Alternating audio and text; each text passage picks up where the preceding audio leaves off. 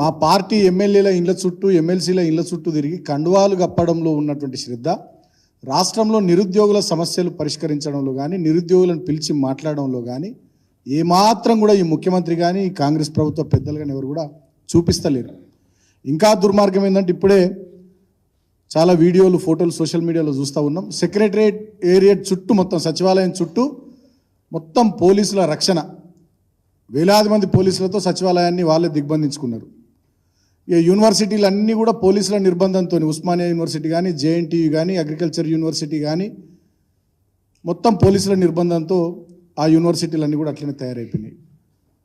ఏంది అసలు విషయం అంటే వీళ్ళే గతంలో చెప్పినట్టుగా ఒక జాబ్ క్యాలెండర్ విడుదల చేసి వివిధ పోటీ పరీక్షలకు సంబంధించి అది డిఎస్సి అయినా గ్రూప్ 1 అయినా గ్రూప్ 2 అయినా గ్రూప్ 3 అయినా పోలీస్ రిక్రూట్మెంట్ బోర్డు ద్వారా జరిగే ఎగ్జామ్స్ అయినా ఇతర డిపార్ట్మెంట్ల ద్వారా జరిగే ఎగ్జామ్స్ అయినా వాటికి సంబంధించి ఒక జాబ్ క్యాలెండర్ 2 లక్షల ఉద్యోగాలతో విడుదల చేసి సంవత్సరం లోపల 2 లక్షల ఉద్యోగాలు భర్తీ చేస్తాం విత్ డేట్స్ మేము గెలిచిన తర్వాత ఫస్ట్ క్యాబినెట్లో నిర్ణయం తీసుకొని ఆ జాబ్ క్యాలెండర్ రిలీజ్ చేస్తామని చెప్పారు. కానీ ఆ మాటను వీళ్ళు నిలబెట్టుకోలేరు.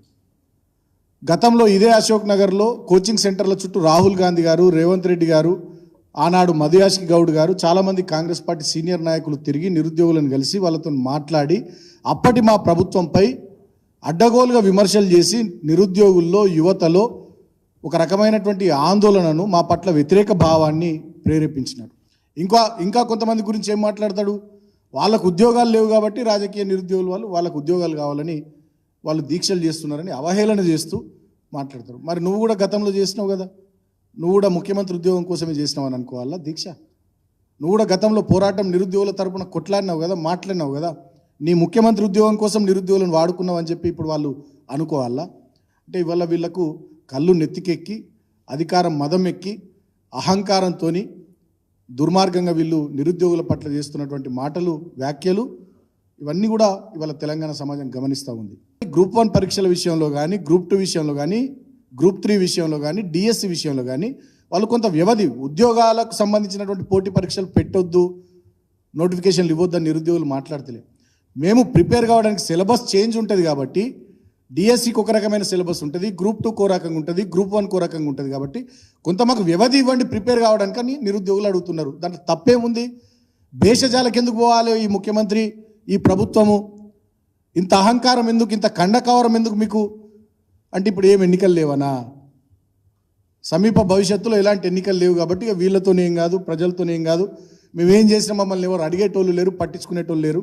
అసెంబ్లీ ఎన్నికలు అయిపోయినాయి, గద్దెనెక్కినాం, పార్లమెంట్ ఎన్నికల్లో కొన్ని సీట్లు సంపాదించడం, ఇప్పుడు సమీప భవిష్యత్తులో ఏ ఎన్నికలు లేవు కాబట్టి ఎవరిని పట్టించుకోవాల్సినటువంటి అవసరం లేదనే ధోరణిలో ఇవాళ పుండు మీద కారం చల్లినట్టుగా రెచ్చగొట్టే విధంగా ఈ ముఖ్యమంత్రి గారు కానీ కాంగ్రెస్ పార్టీ నాయకులు కానీ మాట్లాడుతున్నారు.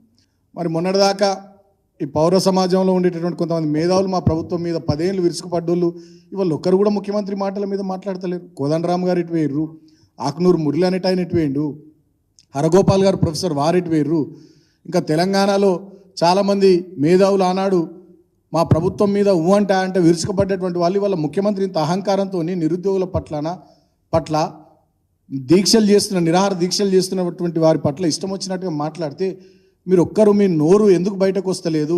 ఇంకా చాలామంది మేధావులు అన్నాడు మా మీద ఆర్టికల్స్ రాసిన వాళ్ళు, టీవీ చర్చలలో పాల్గొన్న వాళ్ళు, ఫోన్ ఇన్లలో మాట్లాడిన వాళ్ళు, అంటే అశోక్ నగర్కు దిల్సుఖ్ నగర్ కురికిన వాళ్ళు, ఎటువైనండి మీరంతా? రాజకీయ నిరుద్యోగులు దీక్షలు చేస్తున్నారు, వాళ్ళకు ఉద్యోగం లేదని ముఖ్యమంత్రి మాట్లాడితే ఒక్క కాంగ్రెస్ పార్టీ నాయకుడు ఖండించడా అండి? పౌర సమాజంలో ఒక మేధావి ఖండించడా అండి? ఒక కోచింగ్ సెంటర్ నడుపుకునే ఆయనకి ఈ పరీక్షలు వాయిదేస్తే 100 కోట్లు వస్తాయని చెప్పి కోచింగ్ సెంటర్ల నిర్వాహకులను ముఖ్యమంత్రి విమర్శిస్తే ఒక మేధావి మాట్లాడా? దయచేసి పౌర సమాజం కూడా, తెలంగాణలో ఉండేటటువంటి బుద్ధిజీవులు, పౌర సమాజం మేధావులందరూ కూడా ఈ నిరుద్యోగుల సమస్యలకు సంబంధించి వాళ్ళు చేస్తున్నటువంటి పోరాటానికి మద్దతుగా అందరూ కూడా బయటకు రావాలి, మాట్లాడాలి. ఈ కమ్యూనిస్టు పార్టీలకు ఏమైనాయి నాకు అర్థమవుతలే. పోరాటాలే మా ఎజెండా అని చెప్పుకునే సిపిఐ కానీ సిపిఎం కానీ నిరుద్యోగులు ఇంత పెద్ద ఎత్తున రోడ్ల మీదకి వస్తుంటే కమ్యూనిస్టు పార్టీలు ఎందుకు మాట్లాడతలేవు? మేము అడుగుతా ఉన్నాం, మీకు బాధ్యత లేదా? మీకు న్యాయం అనిపిస్తుందా ముఖ్యమంత్రి మాట్లాడే మాటలు? కాంగ్రెస్ పార్టీ నాయకులు చేసేటటువంటి విమర్శలు, నిరుద్యోగుల ఆత్మస్థైర్యాన్ని దెబ్బతీసేటట్టుగా వాళ్ళు చేస్తున్నటువంటి వ్యాఖ్యలు మీకు కరెక్ట్ అనిపిస్తున్నాయా? కమ్యూనిస్ట్ పార్టీలకు మేము కూడా అడుగుతా ఉన్నాం. అందరం భుజం కలుపుదాం, చేయి కలుపుదాం. ఖచ్చితంగా మార్పు పేరిట అధికారానికి వచ్చి అధికారం మత్తులో ఊగుతున్నటువంటి రేవంత్ రెడ్డి ప్రభుత్వం కళ్ళు తెరిచేటట్టుగా నిరుద్యోగుల పక్షాన ఇచ్చిన మాట నిలబెట్టుకునేటట్టుగా అన్ని ప్రజా సంఘాలు, అన్ని పౌర హక్కుల సంఘాలు, అందరు మేధావులు, అన్ని పార్టీలు నిరుద్యోగుల పక్షాన నిలబడాలి, వారితో కలిసి రావాలని చెప్పి సందర్భంగా మా పార్టీ తరఫున కూడా నేను పేరు పేరున విజ్ఞప్తి చేస్తూ ఉన్నా.